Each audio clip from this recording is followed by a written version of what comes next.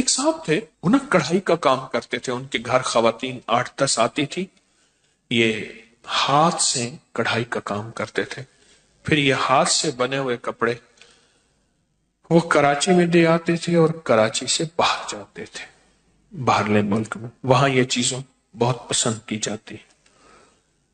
تو ایک دفعہ کہنے لگے کہ ہمارے گھر میں حالات بہت سخت ہیں، کوئی دعا فرما دے۔ میں نے ایک دعا کر دی، پھر کچھ عرصے کے بعد کہا کہ حالات ہمارا ساتھ نہیں دے رہے، آپ دعا فرما دیں۔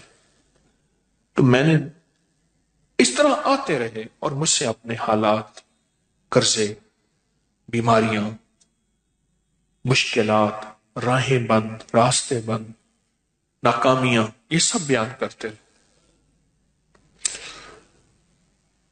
ایک دم میں نکلنے لگے، میں نے کہا گھر چلو۔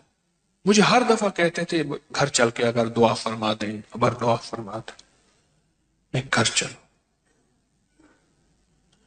تو مجھے گھر لے گئے،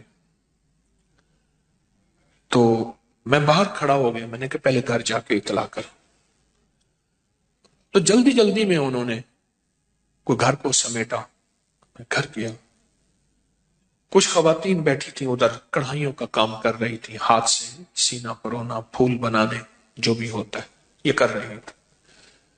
اور گھر میں ایک ویرانی تھی، اور گھر میں ایک وحشت تھی، اور احساس ہو رہا تھا کہ شاید یہ گھر والوں کو روٹی کیسے ملتی ہے، ان کی غربت اور فقر اور تنگ دستی کیسے، کھانا کیسے ملتا، کھانا کیسے ملتا۔ تو میں نے ان سے حال حوال پوچھے، تو ان سے کہا جی کاروبار ہمارے پاس بہت ہے، کام بہت ہے، ہم جاتے ہیں کراچی میں، بڑے بڑے تاجر ہمیں بلاتے ہیں، پیسے پیشگی دیتے ہیں، اور ہمیں کہتے ہیں مال ہمیں دیں، وہ کہتے ہیں ہمیں دیں، ہمیں بڑھا چڑھا کے قیمت دیتے ہیں، تو گھر میں کچھ نہیں بچتا۔ اور یہ جو خواتین آتی ہیں یہ لے جاتی ہیں، یہ روز بروز مالدار ہوتی جا رہی ہیں، اور ہم جو اتنا بڑا کاروبار کرتے ہیں، ہم روز بروز مقروض، فقیر، منگتے اور تنگ دست ہوتے جا رہے ہیں۔ تو کہنے لگے ہم کیا کریں، ہمارے پر مسائل ہیں، پریشانیاں، ہمارے کسی نے کہا کہ جادو ہے، پھر ہم نے اس کے لیے یہ عمل کیا، اس نے اتنے پیسے لیے، کس نے کہا جنات ہیں، کس نے کہا کالی چیزیں ہیں، کوئی اتنا آیا۔ انہوں نے مجھے لمبے چوڑے واقعات سنائے جس میں ذرا سارا خرچہ ہی خرچہ تھا، خرچہ ہی خرچہ تھا، کبھی خرچہ کس نام سے، کبھی خرچہ کس نام سے، کبھی کس نام سے، سارا خرچہ ہی خرچہ تھا۔ میں نے ان سے عرض کیا میں گھر میں قرآن کہاں ہے؟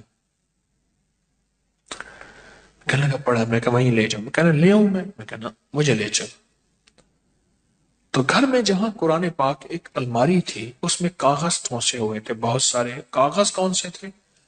یہ بچوں کی کاپیاں نہیں ہوتی، بچوں کی کاپیاں جس میں یہ ہوم ورک کرتے ہیں بچے، کاپیاں ہوتے ہیں ان میں لکھتے ہیں، ان کے کاغذ، اور پرانے کوئی قاعدے ہوتے ہیں، الف انار والا قاعدہ، یہ چھوٹے چھوٹے ABC والے قاعدے، ان کے ہاں بچے بھی پڑھتے تھے، وہ بچے بھی پڑھا کے ان سے فیس لے کے گزارا کرتے تھے۔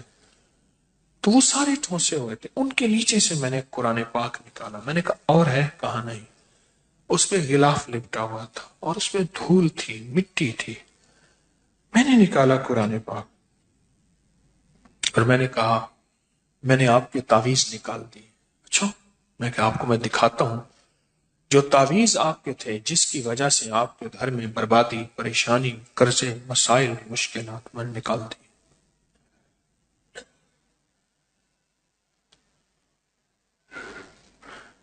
میں نے وہاں بیٹھ کے قرآن پاک کھولا، اس کا جو غلاف تھا اس کو بہت جھاڑا، بہت جھاڑا، اس میں سے مٹی نکلی، اور قرآن پاک بول رہا تھا، یہ پڑھا ہوا ہے، قرآن پاک بول رہا تھا یہ پڑھا ہوا ہے۔ قرآن کے ورق بولتے ہیں ہم پڑھے ہوئے ہیں، یہ پڑھا ہوا ہے، لیکن چھوٹ گیا، اس کا پڑھنا چھوٹ گیا، اس کا پڑھنا چھوٹ گیا ہے۔ یہ پڑھا ہوا ہے لیکن اس کا پڑھنا چھوٹ گیا۔ میں نے کہا یہ قرآن کون پڑھتا تھا؟ کہا ہماری دادی زندہ تھی وہ پڑھتی تھی۔ کتنے سال ہو گئے؟ مجھے یاد نہیں، کوئی 12-13 سال، کتنے سال ہو گئے۔ اور میں نے کہا زوال کرا اتنے سال سے؟ کرا بس ان کی دعائیں تھی، برکتیں تھیں۔